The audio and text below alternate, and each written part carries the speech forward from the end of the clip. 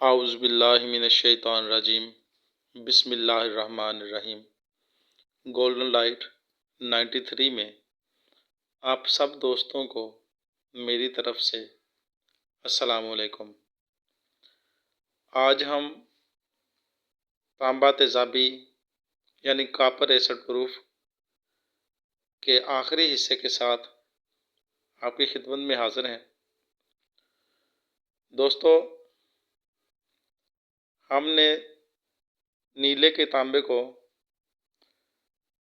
नशादर के आयल में पकाया और उसके बाद उसे बंद आग दी। फिर हमने उसे पीसकर आग पर रखना है। आज इस वीडियो में हम आग पर उसे पकाएंगे ताकि उसमें जितनी भी नमी है नशादर की वो मुकम्मल तौर पर ख़त्म हो जाए। ये तांबा मामूली आग पर चरख खा जाता है। ये इसकी सबसे बड़ी कमज़ोरी है। आज हम वही दूर करेंगे। हमने इसे छोटी कढ़ाई में डालकर आग पर रख देना है।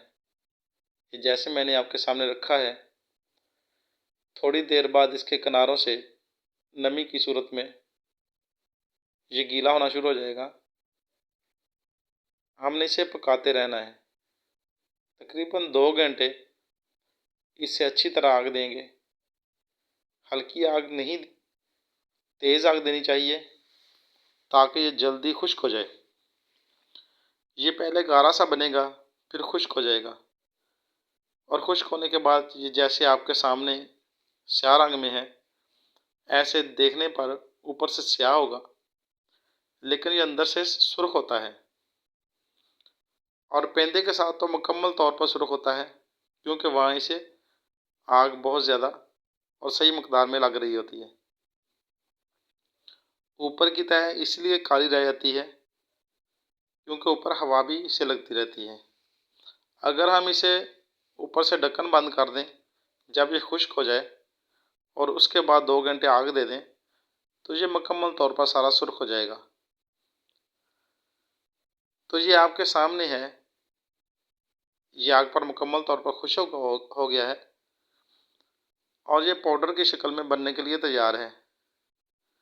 ठंडा होने के बाद हम इसे पीसेंगे।